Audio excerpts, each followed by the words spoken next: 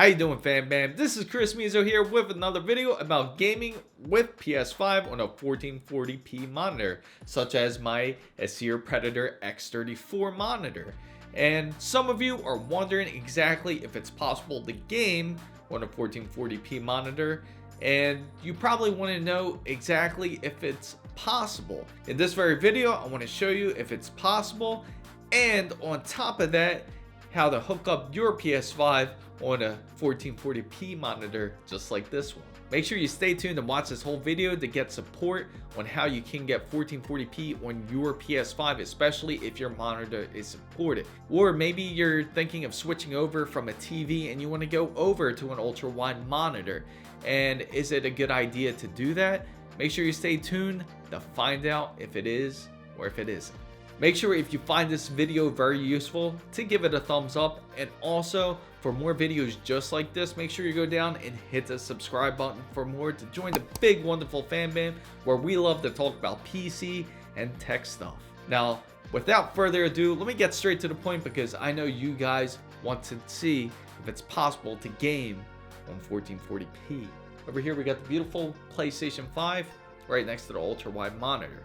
And we're going to see if it goes into 1440p or not. And please make sure to listen carefully, and also do not take any responsibility for any actions that you try or any kind of mistakes that do happen. So let me show you exactly what it looks like when it's hooked up to this very monitor. You want to already make sure that your ultra-wide monitor is already in HDMI mode before you try to start it.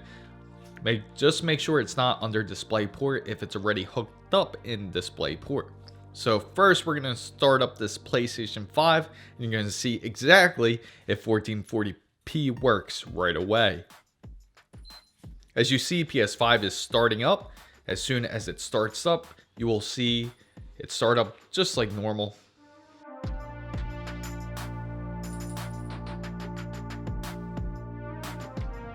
And if you don't notice already, you can see the two black bars on the side, and that's because my ultra-wide monitor, which is the X34 Predator, does not support up to HDMI 2.0.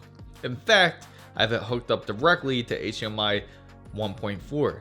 Just because you don't see it start up in ultra-wide doesn't mean it cannot go into ultra-wide mode, and I'll show you exactly what I mean.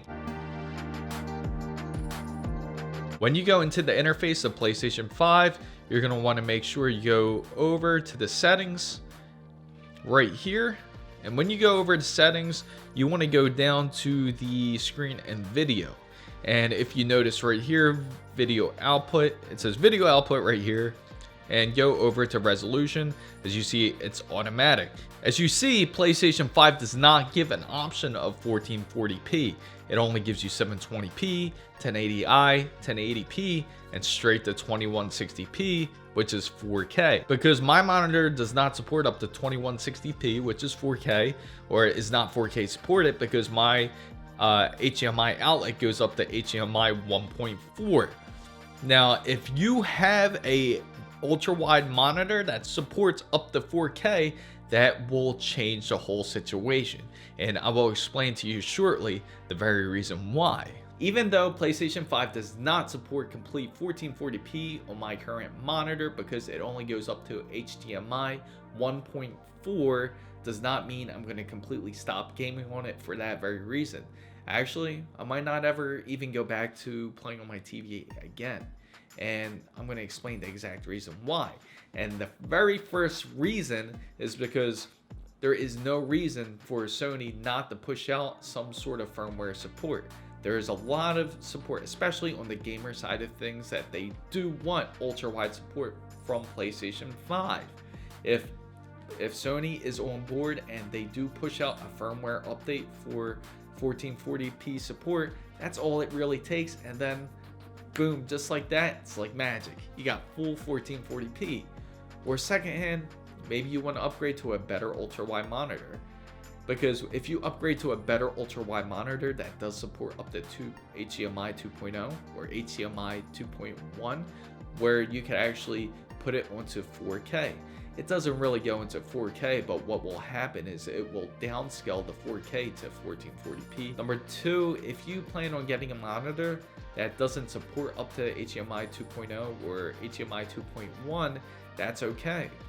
And the very reason why I say that is because your gaming experience will still improve vastly, especially if you're gaming on a monitor. And that's thanks to input lag. So the design of an ultra-wide monitor, or a design of a 1000R, or whatever you would like to call it, ultra-wide, when you're sitting in front of that monitor, it completely immerses you in the game because you don't have to look around. Why that is an advantage for a gamer is because you don't have to look around in different sections, such as if you were playing on your 65-inch TV. Not necessarily that everybody sits up close to their TV, but eventually you get to a point where you get fatigued, where you look at different sections of the TV. And when you're looking at different sections of the TV, you will not have complete focus on the game. Where compared to if you're sitting in front of a ultra-wide monitor, you don't have to look at different sections of the game. And B, one of the biggest differences you will notice is the input lag from your console to your TV, or your console to your monitor. And what input lag is the latency between your PS5 to your display. And there is a timing between that. For example, the PS5's video process takes about 19 milliseconds to travel to my TV. Now, this is more of a competitive side of thinking and for more quicker reaction time. And it really matters when it comes to first-person shooters or competitive gaming. Now, if I hook it up to my monitor, it has less than 10 milliseconds of latency from the PS5 to my monitor, which is nearly a 10 millisecond difference compared to both displays. Now, that's one of the key factors why it's hard for me to switch back to my TV. And on top of that, usually a refresh rate is a lot better on a monitor, especially if you have more of a gaming monitor. It can get up to refresh rates up to 144 Hertz, even 240 Hertz, and they got higher than that even. You will have no problems getting up to 120 frames per second. And C, one of the most biggest differences that you will notice when you're playing from the monitor to the TV is you will notice that there is no type of screen tearing or ghosting, or you will notice that when you're playing on a TV. That is one of my biggest things I cannot stand. That is one of the biggest things that most gamers cannot stand, is noticing the ghosting or some sort of delay in game or some sort of lagging. And usually you'd be surprised how much a TV can pick up on that, compared to if you have a very high refresh rate monitor, it will not do that. You will actually play very smoothly and it will improve your gameplay because of that. So FanBam guys, if you're thinking of getting an ultra-wide monitor for your PS5, make sure you go down in the description box down below, because I have a link for that.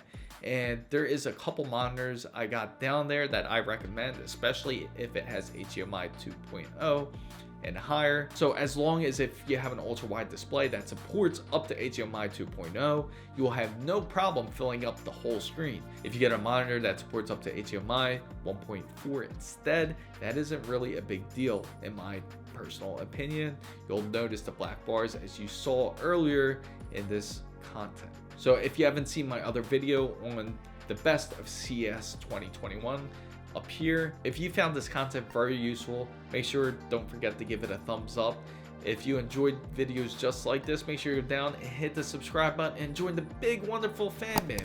And also don't forget to hit the notification bell. And for all the newest updates, make sure you go down and follow my Twitter handle right here. And guys, thank you guys so much for watching. Do you find anything very interesting that you think about ultra-wide monitors? Or is there anything you're thinking of? Or are you kind of against it? Let me know in the comments down below.